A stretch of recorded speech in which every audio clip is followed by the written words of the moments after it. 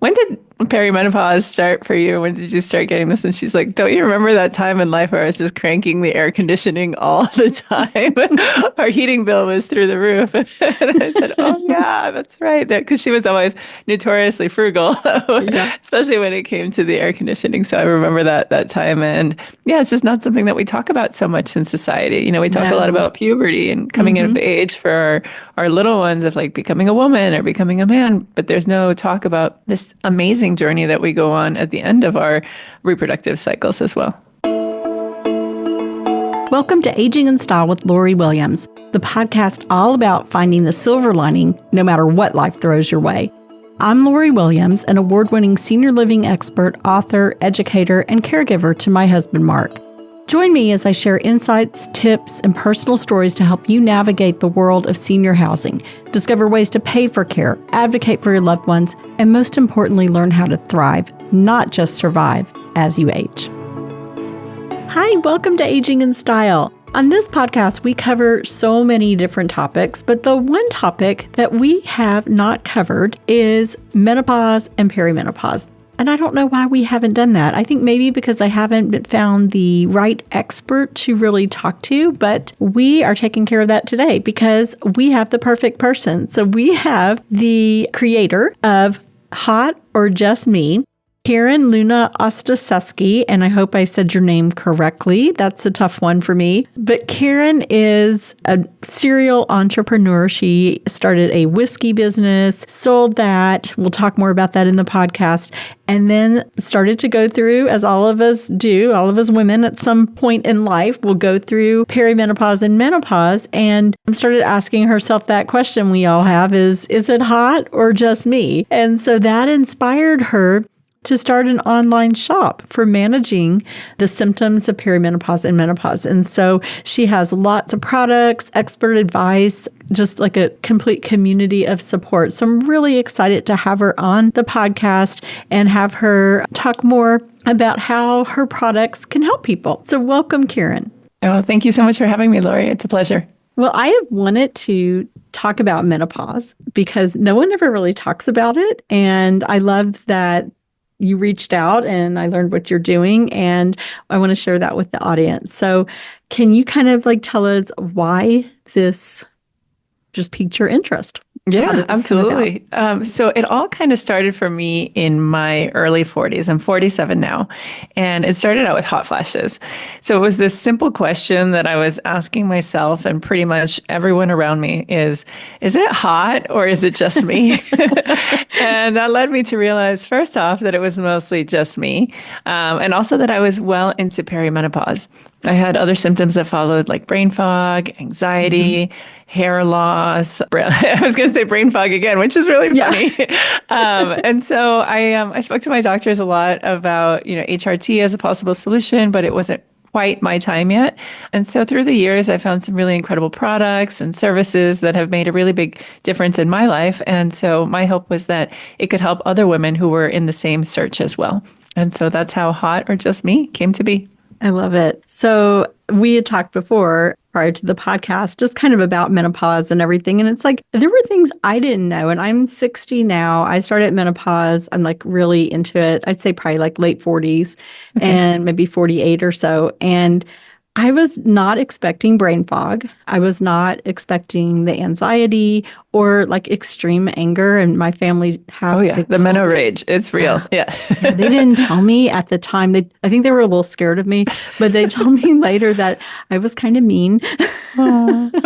But I had to kind of like white knuckle through it because my mother had used, I guess, estrogen patches is what Mhm. back in, I guess it was like the late 80s.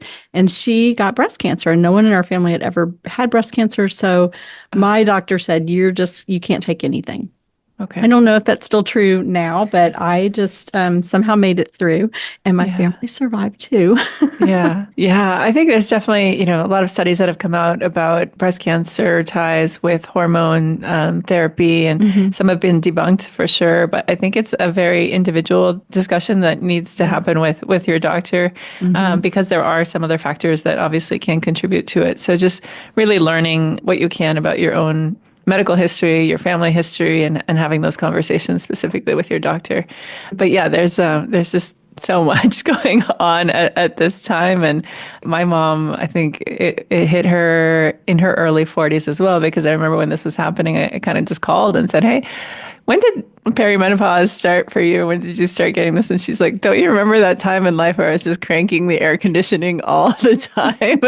Our heating bill was through the roof." And I said, "Oh yeah, that's right." Because she was always notoriously frugal, Yeah. especially when it came to the air conditioning. So I remember that time. And yeah, it's just not something that we talk about so much in society. We talk a lot No. about puberty and coming of age for our little ones, of like becoming a woman or becoming a man, but there's no talk about this amazing journey that we go on at the end of our reproductive cycles as well.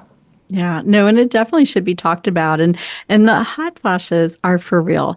It's Oh yeah. like you have to just experience it. And if you're a woman, you will. But it's like it comes from the inside out. Like you feel like you're on fire. And I Mhm. remember I wear glasses and my glasses would actually fog up at times. Wow.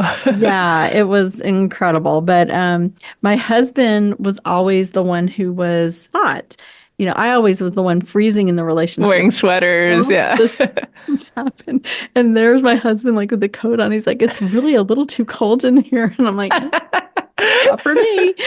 Yeah, I have moments like that where I like, first like my foot will go seeking out like under Yeah. the sheets to try to find the Hmm. cold air. And then finally I just toss the blankets aside. And I look over, my husband has like 5 blankets on top of him. He's just shivering. But yeah, it's for real. And it's definitely for me, it was hitting at night as well. Yeah.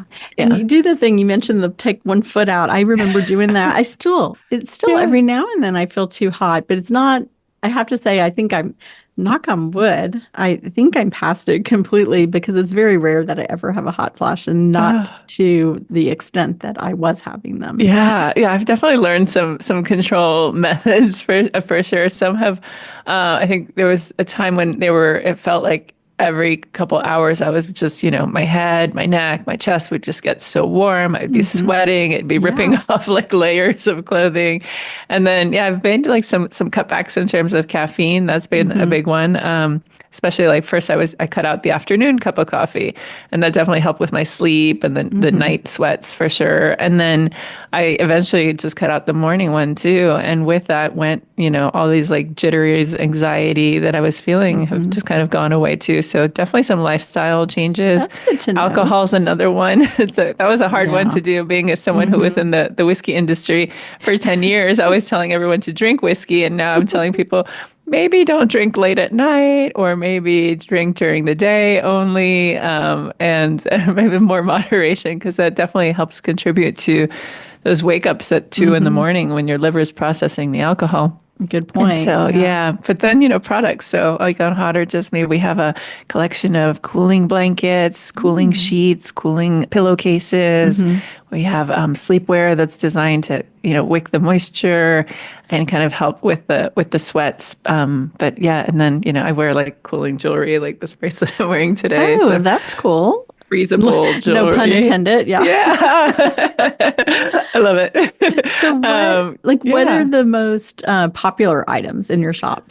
It's funny that you asked that. I would have thought it would have been all the hot flash products for sure, but what I'm seeing an uptick in is the low libido products. Oh, So really? yeah, we have vaginal moisturizers and Hmm. lubricants and vibrators, and those are selling really well. Yeah. And so I think it speaks a lot to, women we're vibrant. We Hmm. have sex drives, and when we feel like this decrease in like this mood, or just not being in the mood, like what can we do to help surround ourselves, to kind of get out of that, because it's Hmm. good for our mental state, it's good for our energy, and it's good for our well-being, to keep that part of us alive. You bring up a good point. Like as you move through menopause, other things happen to your body that nobody talks about. Oh yeah. And one is that, people can have issues with sex. It becomes painful. And so you're saying Hmm. you have products that can address those issues too. It's because of the estrogen, right? Because of the drop in Yeah, estrogen. Yeah, so as your estrogen declines, it kind of wreaks havoc on your brain, your heart, your skin, your breasts, Mhm. and so much of your body. I think about as kids are entering puberty, all the changes that they go through, their moods, their skin, their stability, like just all of it. And so we have a version of that, both men and women. So women will go through menopause, it's the end of their reproductive cycle. Men go through a version where they have a drop in testosterone. And I jokingly, and now I kind of have taken that back, but I was calling it my husband's midlife crisis. And I realized, like, oh, he has andropause, which is a decline in testosterone. Mhm. He's taking hormone replacement therapy for that now.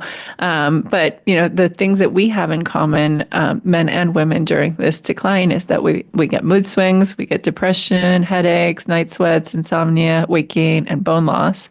And then as symptoms of andropause specifically, there might be some mild to moderate sexual dysfunction.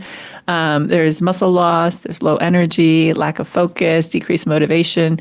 So it's no surprise that this is a time in life that's very common for Yeah. divorce. That Because that's we're very we're interesting. both Yeah. dealing with things Hmm. at the same time. Yeah.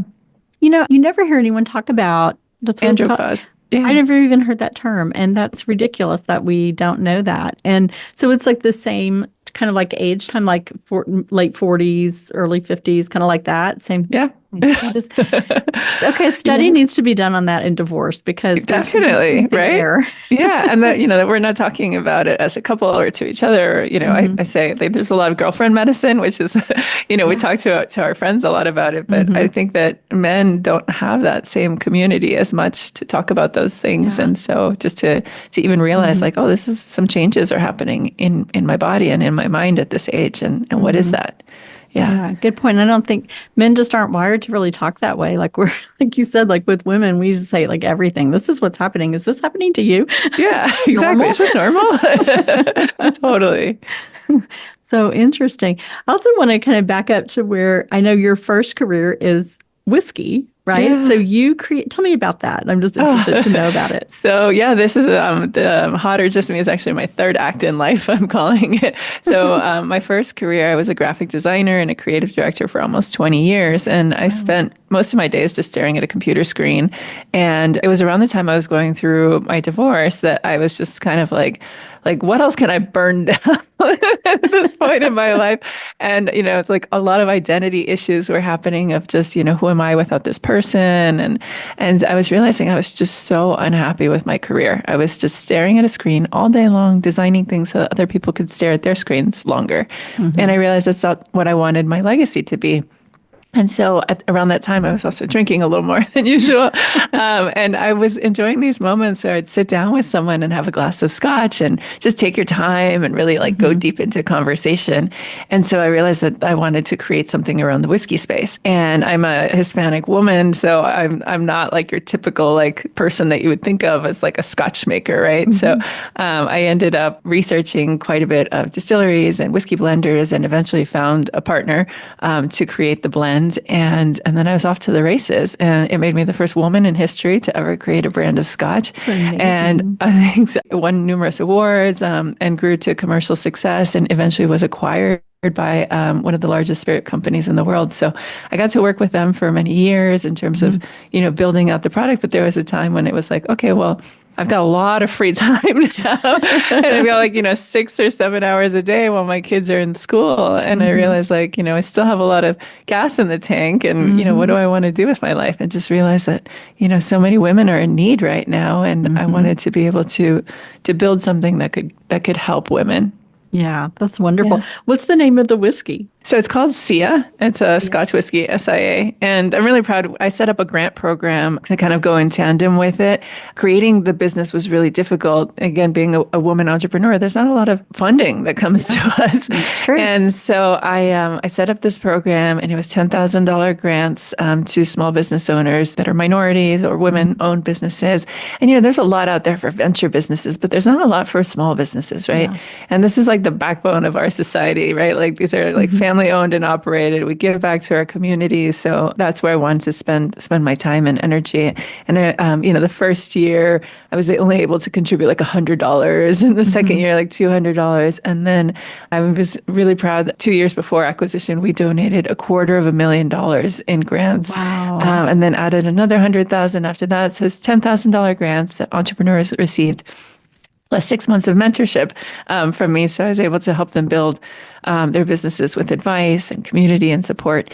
And so now with Hot or Just Me, I said, how can I give back with this business? And so I've reached out to period.org and will be a partner with them. So a percentage of our sales will go towards helping give menstrual products to young girls who either can't afford or don't have access to them, so they can get to school and not have this be a barrier in their education. Yeah. And then on the other side of it, I'm looking into some menopause in the workplace initiatives as women are aging and still very much in the workplace. What are the tools, services, and resources that we could give women so that menopause isn't, an issue in their success?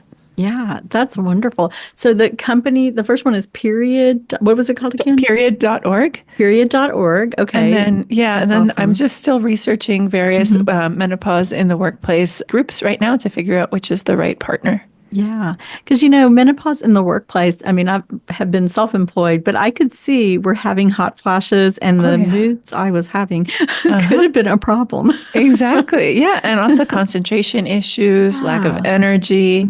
There's just, so much that's factored in. And can we get individual temperature controlled environments, or can we just have like the breaks when we need them? Or maybe it's like the clothing that we're wearing. If it's a uniform type job, like, is this clothing that's conducive to the reactions that I'm having in my body, right? So, what can we do to help support us? I love it. That's wonderful. And I just love that you've created these different businesses. And we just had a podcast episode, I guess it was a couple of weeks ago, where we talked about starting a business or trying something new. And I interviewed a lady who works with me who's 59, and she is taking comedy classes. She's a comedian. That's fantastic. Yeah. And so it's like, I remember when I started my business, I had a friend who was I think 41, 42, and, hesitant about starting a new career at that age. And I'm like, that's nothing. That's so young. And so I love it when people are always, creating, because we can be, I don't ever picture myself slowing down. 90, still working, starting a new business, writing a book, whatever. Yep. I just think that sometimes we get that in our head. We're old. We can't do, past a certain age. And that's not true at all. No. I had a huge reckoning with myself around my identity when I left my career, because it's what I studied, and I had a lot of, success financially as a creative director, and it's what my community was. I had, a regular salary, and I thought, I'm just going to leave that behind and do something I've never done before, or I don't know anybody in the industry. I don't know if this is going to be successful. Like, what am I doing? And that imposter syndrome, the inner critic that shows up telling you that, you shouldn't do this. Like, what business do you have doing that? And eventually it took like a solid 2 or 3 years before, okay, let me save up some money. Let me figure out how I'm going to do this, and then eventually just take that leap into the unknown. And I was trying to do both at the same time, like trying to work and start my business. And I wasn't doing either one, any service. So I finally realized it was time to just, go for it. Yeah. And that was scary. So it wasn't as scary this time around, because it was okay, I know what to do in terms of incorporating and insurance and setting up a business and, all the things. But I was having again, that little imposter syndrome, I'm not a medical professional. I don't claim to be. So there was that, who are you to talk about, perimenopause? And I thought, well, I'm in it. I'm experiencing this doesn't it. exist. And, I would like to be the person that does it. And then, the same thing in terms of, e-commerce, right? I had never really done that before either. And so my business was, in stores and, very much in the physical space of running an e-commerce business, especially at age 47. I'm not a tech dinosaur, but there's so much that's coming out now every day with AI, especially that it's how do I stay on top of things and then use these tools to help maximize impact as a solo entrepreneur. So Yeah. yeah, I think identity is always a big one to wrestle with. I think, yeah, I agree with you. But the cool thing is, once you go for it, and I'm sure you've had the same experience, but I remember when I got, my LLC and had my logo and all my stuff and started, my business started to be a success. And I look back and I was like, I created this out of nothing. Nothing. That's Yeah, it a was an pretty idea. cool feeling, isn't it? Yeah, it was just an idea. And I do it, and then you do it. So that's Yeah, and it's very funny as empowering. a business owner, there's a lot of ideas. Like we get ideas every single day, but it's like which is the one that you're going to be excited about every single Yeah. day and still have that energy and passion, Yeah. 10, 20 years later, because that's part of it. Like it's yeah, and so some people hold ideas a little too close to their chest and not want to share them or not want to put them out in the world. And so, I think it's important just to try. I mean, it might work. Yeah, it just might. And Yeah. you're right. It has to be what you're passionate about because when you own a business, it's 24/7. I'm going to bed at night and I'm thinking, what can I do? I mean, it's just always on your mind because Yeah. it's your baby. Yeah. It's funny with my I started when I started my whiskey businesses before I had children, and so I always called it like my first baby. Yeah. And there Your were moments firstborn. where my kid went off to college, right, but was like flunking out, like not doing so well. So Maybe had to funny. move back in for a while before I got like, okay, get back out there. But yeah, it's very much like it's you put so much of your energy and your time into it, and so you want it to be successful, and it takes a lot of nurturing, and yeah, you have to keep showing up for it. Yeah.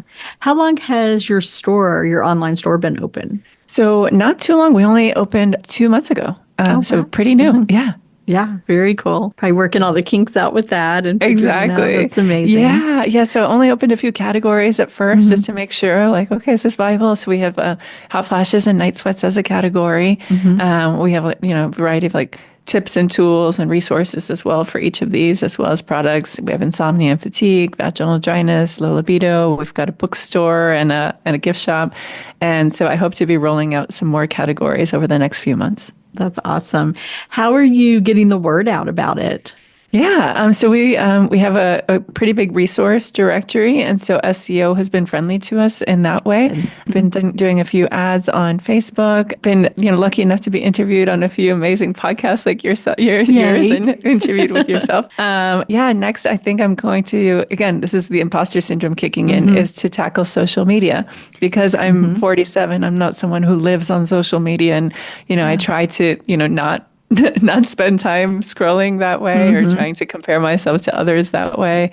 And so I have to basically come to terms with accepting and using that as a channel. So that's what's next. I mean, social media, especially for the people you're looking for, I would say they're probably out there, Yeah. because like my daughter makes fun of me because she's like, Facebook is for like older people. Like you, she's like, I guess the younger people, even though I'm on TikTok too, but they're kind of more hanging out there. But on Facebook, there's a lot of people my age and a little younger and a lot older. I've got friends in their 80s and 90s who are on Facebook and they're active and are interacting with you. The other thing, what about gynecologists? Because, I wish that mine had. Now, this is like 10 years ago now, so hopefully they're giving better advice to people, but he's just kind of like, you're just going to have to white knuckle through, Oh, yeah. So it would have been wonderful if he could have said, hey, your hot flashes are so bad. Here, call this, check out the shop and they may have some items for you. Yeah, so it's funny you say that. I'm working on a PDF that I could give to medical providers. So when I leave, like my doctor, I get like things like this, like like it's a PDF of resources, but to just include us as a possible resource as well. Definitely looking into that. I would have bought the hot flash stuff, I can assure you. Yeah, I mean, I live in it. Like I wear my cooling bracelet and then So put it how on does in the that morning. work? I like that. So it's It's just so fun. So it's from a company called Hot Girls Pearls, which is female founded, and there's a necklace option as well as bracelet option to kind of get you at your pulse points where you can like put something cold to kind of cool you down. It lasts several hours. They come in different styles and colors, and it's just wonderful for me. Do you put it in keeps me the cool. freezer or something? You put it in the overnight? freezer, for a few hours, and it recharges, and then you wear it until you can warm it up. It's also really good for people who are maybe like people who garden or play tennis or outdoorsy. So when you're out in the sun, it can definitely help to balance. Yeah. That might be good for Disney World. I took my kids to, Oh, that's a I great just thought idea. about that. My Yeah. husband and I, we took our kids to Disney World in July. In Oh, Florida in yeah, super July. hot. Okay, that's crazy. It was like So, 100. oh my gosh, and so humid. And so we had like these things you put around your neck, those Yeah. towels, but they only work Oh, for so long. And then I bought my kids those fans with water. And I remember at one point, I'm like, I'm so hot because I'm hot flashing too at that time. My yeah. son, I'm like, you have permission just to like squirt me in the face with the fan. Just do it. Like we're walking through Magic Kingdom and he's just squirting me in the face. I'm like, this is great. But Like, those might be wonderful. yeah, yeah. And so I have these neck cooling fans as well on the site. And so Ooh. I went deep on this, right? So I Mm-hmm. ordered maybe 45 different neck fans on Amazon Mm-hmm. and tried them all on, which is too noisy, which is catching my hair, which is too heavy, like which one runs out too fast, or like all of the things. And so I ended up saying like, okay, this is the best one. And so Mm-hmm. that's the one that we sell on the site. But those are really great. That's cool. I saw a few women wearing them when I was walking around New York City, and they were super stylish ladies. So I thought, okay, if they can pull it off. Yeah. Okay. I'm going to Yeah. get myself one of those if I go to Disney again. There you Or go. if I'm Yeah, going to be because then it outside. just shoots like right at you. It's great, and they're lightweight, and they last a long Yeah. time too. Oh, that's fun. Yeah, I need to check out. I looked through your store some, but I need to go back on there and check everything out. So, what kind of have you had any stories like people reach out to you and or like that was life changing? Yeah, I think a big one is about advice I give about sleep. Is I've had a few people write to me about, thank you for sharing your story about sleep. And so I was definitely really struggling with sleep. And what I've learned and what I share is that sleep is so important, right? It affects everything. If you have a bad night's sleep, you wake up the next morning, you've got brain fog issues, concentration issues, you're grumpy, so you're more predisposed to like this like meno rage that we get. Men rage. Yeah, when it's like time to be in the mood with your partner, you're not in the mood because you're exhausted. You make bad food choices because you're tired, and your diet affects your everything, right? And so then same thing, like you'll skip the gym so because you're exhausted, and so now you've lost a workout. So all of these things could have been solved, right, with a good night's sleep. Yeah. And so trying to optimize for a good night's sleep, I tell people I like to take magnesium at night because that way it absorbs. If you take it in the morning, your body's already absorbed it by the time it's bedtime. Move my exercise till early morning, so it's not keeping me up at night.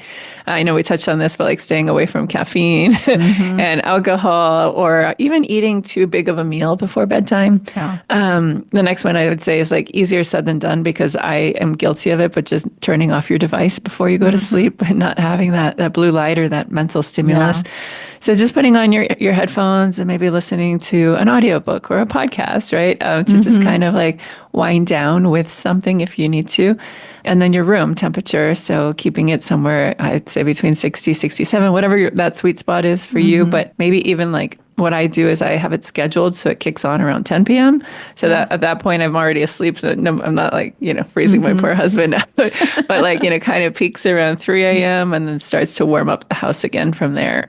So that, again, my children aren't freezing. They're wearing coats in the idea. house. Yeah. So that's a good one for sure. And then, like some of the things we have on our site, like we have cooling blankets and cooling sheets, cooling pillowcases. We have even a cooling eye mask that you put in the freezer as well. Ooh. Shape of your sleepwear and the fabric. So we have some anti-flush nighties from Become. We have this one that has kind of a T-back shape in the back, so you get as much skin exposure as possible. And yeah, just keeping it really dark in your room for sure. And if you have a snoring husband like I do, earplugs, just to put in the earplugs and you'll have a solid night of sleep. So just do everything that you can to just optimize for that good night of sleep. Yeah. And I know you mentioned magnesium. Funny enough, I was just talking to some friends a couple of weeks ago and I ordered some magnesium because they said it's so good for sleep and to take it at night as well. Yeah. So I've been have you taking noticed it. a difference yet? Or I is it- have because Okay. I struggle with sleep too, but I think it's just stress or whatever. So at this point, I don't think it's menopause, but I think a lot of people as we get older struggle with sleep. Yeah. So, I've been taking it for a couple of weeks weeks now, and I do see a difference. Oh, that's good. Yeah, I've had some people tell me when they first start, they have like a little like tummy issues in the morning. So I just tell people maybe like cut your dose in half or like, just That's what my friend said. So I started really small, and then I've been kind of increasing as I go. But so far, I feel good. Yeah. Oh, that's good news. So, but I always love, something natural we can do to help with sleep. Yeah. So, well, I have thoroughly enjoyed talking to you, and Likewise. I'm also happy to know there's a term. So it's meno rage, right? Yes. I'm going to let my kids know that it was a real thing I had when I was not pleasant to be around. It's funny with my name, they call it being a Karen. So that's funny. Yeah. Well, I so appreciate you being on. And then you've given us a promo code that we will, for your store or your shop, that we will be promoting. Oh, well, thank you so much, Lori. It was just a pleasure talking with you today. Same here. Carin is offering us a 10% off promo code. So when you go to her shop, which we will have the link to the shop in the notes in the podcast, when you go to her shop, just put in the promo code Aging in Style, and you will get a 10% discount. So thank you so much for that, Carin. And her website is hotorjustme.com. But again, that will be in the show notes. Also, thank you so much for tuning in each week and supporting the podcast. Be sure to share it with your friends and family. And if you want to go back and listen to all of our episodes, which there are many, please just go to my website, which is LoriWilliams-seniorservices.com. We'll talk to you next week. Bye.